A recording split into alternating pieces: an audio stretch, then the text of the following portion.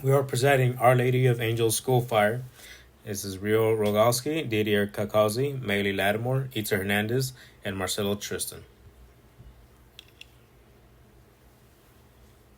Brings back a lot of old memories. Sergio said it was just 12 years old when it happened. The only way out was through the windows because the fire had pretty much come up and there was no way to get out in the hallway. But looking on at the site of the fire, at Our Lady of Angels, where his old school once stood, he remembers it all. I mean, you have no choice. Behind you, because everybody behind you is screaming and pushing because they're trying to get out. And you just got to do whatever you can do to get out. And, I made it down, and when I came down, other kids were jumping. I mean, you're sitting here looking at kids screaming, jumping out the window. 92 children and 3 nuns were killed in the tragedy seen around the world. There was a famous photograph of a little boy, John Jakowski, with the firemen bringing him out. This is that iconic photo. Steve Lasker on the scene as firefighters arrived, capturing the anguish and suffering with every click. First of all, I froze. I don't know for how long. I'd never seen anything like that before, with children jumping out of windows. Firemen start carrying down children and the nuns that had perished. My heart just sunk to the floor. It was a terrible, terrible thing. It's a memory that will haunt him forever. But the pain and loss transformed school safety for the better. This tragedy changed the complete structure of schools all over the nation, if not the world. The improved regulations, building codes for schools, fire doors, sprinklers, preparation, and fire drills really changed quite a bit after that. In Humboldt Park, Mark Rivera, ABC 7 Eyewitness News.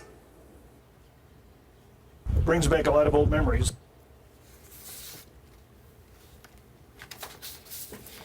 Our Lady of Angels Catholic School fire occurred on Humboldt Park, Chicago, Illinois, December 1st, 1958. The fire was believed to have started sometime between 2 p.m. and 2:20 p.m. in a cardboard trash barrel in the basement of the school. The fire went undetected for at least 15 minutes, letting noxious gas and hot smoke make its way up the northeast stairwell. While the smoke was building, a window broke, causing endless supply of oxygen inside to fuel the fire, igniting the stairwell. The big, thick wooden doors on the first level landing did its job of keeping the heat and fire out of the hallway, but the second level landing did not have the same doors that the first level had. This caused the fire and heat to roam to the second floor hallway, and as the fire was climbing the stairway, a pipe chase running from the basement to the cockloft above the second floor ceiling gave the superheated gases a direct route to the attic, where the temperature rapidly rose higher and higher until it finally reached ignition temperature. Before the students and teachers were even aware that there was a fire, the flames had already swept through the halls of the second floor. The school had a total of 1,600 students, kindergarten through 8th grade. 329 of those students were stuck on the second floor, along with 5 teaching nuns. They managed to rescue more than 160 students from the burning school, but could not save all of them. 87 children and 3 nuns died that day. On this slide, you can see where the fire had allegedly started. You can see over by the stairway where the smoke rapidly climbed. Here you can see the second level or second floor of the building and where the smoke and heat traveled through quickly.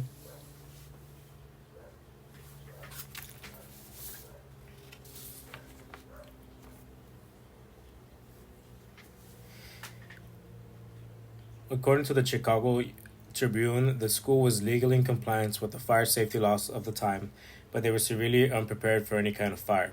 The building was 2 stories with a basement. The exterior of the building was brick, but the inner walls and the roof were made of wood. There's only one fire escape, no sprinklers, no automatic fire alarm, no smoke or heat detectors, no alarm connected to the fire department, no fire-resistant stairwells with no fire-safe doors from the stairwells to the second floor.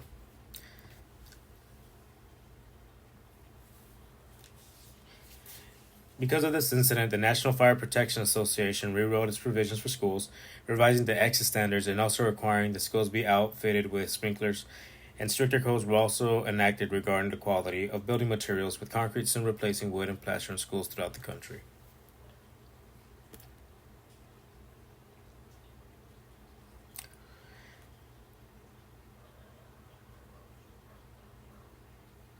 Here we have the Archdiocese of the Chicago, remembering the past, created a memorial to the victims of Our Lady of the Angels Fire at Queen of Heaven Cemetery in Hillside, Illinois. In 1960, the construction of a new Our Lady of the Angels school located in West Io Street in Chicago, Illinois.